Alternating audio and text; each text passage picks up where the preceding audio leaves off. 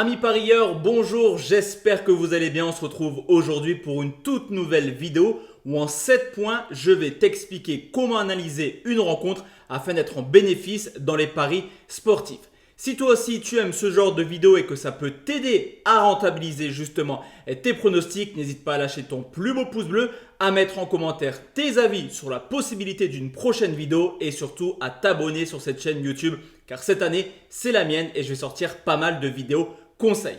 Pour ceux qui ne me connaissent pas, moi c'est Romain, j'ai maintenant 34 ans, ça fait plus de 10 ans que je suis dans les paris sportifs et tout comme toi au début, j'ai fait des erreurs, on va y revenir par la suite. Mais maintenant, avec 10 ans d'expérience, je peux te le certifier, je suis capable d'analyser n'importe quel type de rencontre. C'est pourquoi il y a 5 ans, j'ai décidé de me lancer sur YouTube en créant cette chaîne de pronostics sportifs sur lequel on est plus de 60 000 abonnés. Également à disposition, un canal Telegram 100% paris sportifs que tu peux retrouver dans la description, mais également en commentaire épinglé sur lequel j'envoie des pronostics tous les jours, mais également un site internet sur lequel on est plus de 1000 membres actifs depuis maintenant plus d'une année. Là aussi, tous les jours, j'envoie mes plus belles value bets à toute ma communauté qui ne cesse de grandir jour après jour. Je te l'ai dit, pour analyser une rencontre, il y a 7 points à prendre en compte. Le premier point, c'est le plus important. Peu importe quel type de parieur tu es, que tu sois très bon avec 90% de taux de réussite ou mauvais avec seulement 20% de taux de réussite, il faut absolument, et j'insiste dessus, gérer ta bankroll. Tout d'abord, petit message de prévention, forcément, il faut absolument se dédier un capital dans les paris sportifs que tu es prêt entre guillemets à perdre si tout se passe mal. L'objectif, c'est pas de le perdre, mais il faut accepter cette probabilité de perdre ton capital. Une fois que tu as ton capital pour jouer, il faut absolument que tu le gardes. On ne met pas plus, on ne met pas moins, on garde ce capital.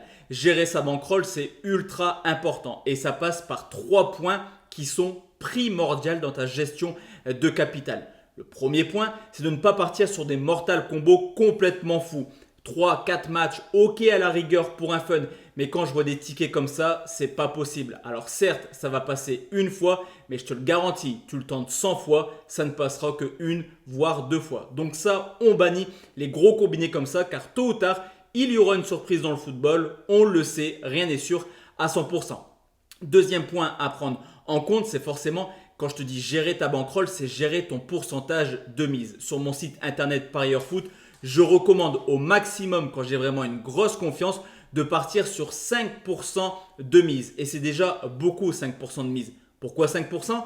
Car en cas de mauvaise série, ça nous permet d'être tranquille et d'avoir toujours du capital. Cette règle, il ne faut pas y déroger. Que tu sois dans une bonne période ou une mauvaise, garde en tête ce 5% maximum.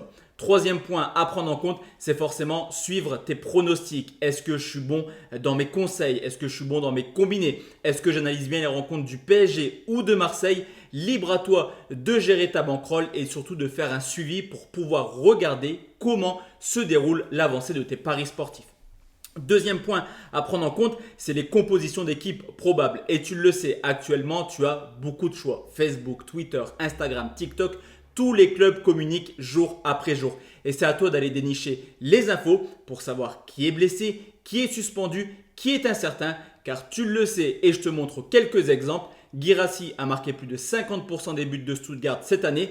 2 fois il n'a pas joué, 2 défaites. Kane, Sané ont marqué plus de 60% des matchs du Bayern Munich. Forcément, quand ces deux joueurs ne seront pas présents, le Bayern devrait être un peu plus en difficulté offensive.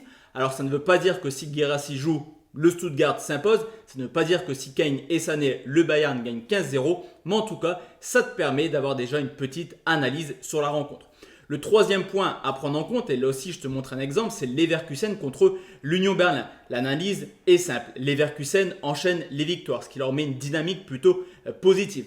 L'Union Berlin, c'était complètement le contraire. Ils enchaînaient les défaites, donc là aussi mentalement c'était un peu compliqué. On constate également qu'il y a pas mal de buts dans les matchs de Leverkusen. L'Union Berlin encaisse énormément de buts. Dans ma vidéo de pronostic, j'avais proposé Leverkusen ou nul et plus de 2,5 buts coté à 1,67.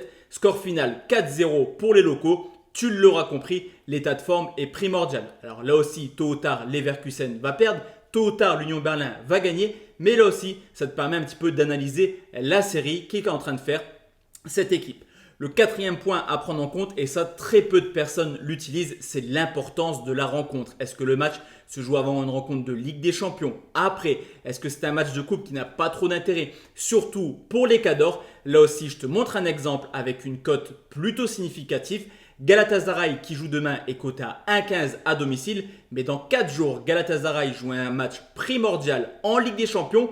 De plus, il y a eu la quinzaine internationale où généralement les joueurs veulent se montrer pour être sélectionnés pour l'Euro. Cette cote à 1,15, il faut absolument l'oublier car Galatasaray a plus intérêt à battre Manchester mardi que son adversaire du jour demain.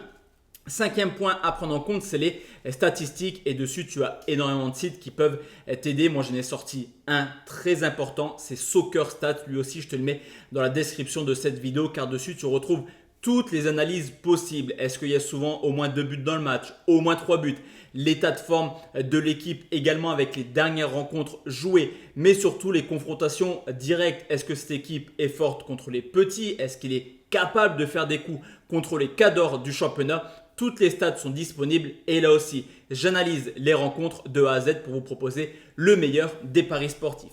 Le sixième point à prendre en compte, c'est ce qu'on appelle la notion de bête noire. C'est l'historique des confrontations entre les clubs. Même si les joueurs changent année après année, on peut regarder par moment une certaine régularité sur des résultats. Depuis l'arrivée du Qatar au PSG, Montpellier ne gagne jamais au Parc des Princes en ne marquant quasiment jamais. Idem du côté de Séville qui ne gagne jamais au Real Madrid. Et dernièrement, on l'a vu, il a fallu plus de 35 ans pour Marseille pour venir gagner du côté de Bordeaux. Cette notion de bête noire, tu dois également la prendre en compte dans ton analyse de paris sportifs.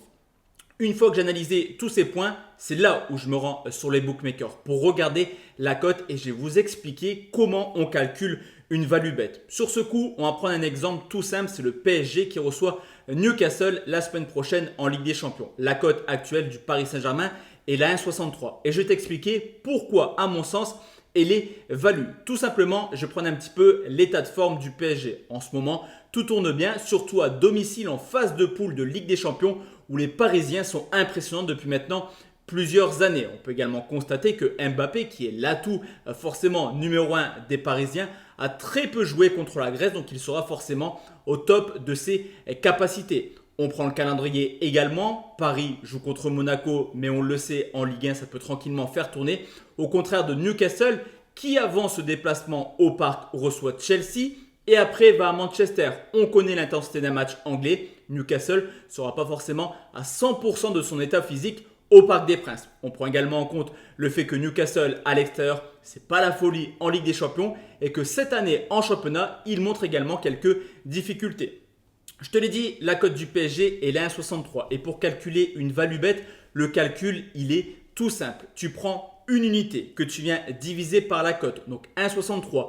On multiplie par 100 et on vient soustraire la probabilité. La probabilité du résultat, c'est à toi de la définir selon ton analyse. Personnellement, je considère que Paris a 70% de chances de s'imposer contre Newcastle. Donc 1 divisé par 1,63 fois 100 moins ces 70% de probabilité, ça me donne un résultat négatif comme tu peux le voir juste en dessous. Cela veut dire que le pronostic est value bet. Donc à mon sens, et ça reste à mon sens, le bookmaker a sous-évalué le Paris Saint-Germain et je vais me placer sur ce bet. Forcément, si la cote de Paris avait été de 1,30, l'analyse aurait été différente, la value bet n'aurait pas été présente et sur ce coup, je ne me serais pas placé sur ce pronostic. Voici la team, comment j'analyse une rencontre. J'espère réellement que ce genre de vidéo te plaît. N'hésite pas à le mettre en commentaire et surtout à rejoindre mon canal Telegram car c'est dessus tous les jours que j'envoie mes plus beaux pronostics. Très bonne soirée à tous et à toutes. Ciao, ciao.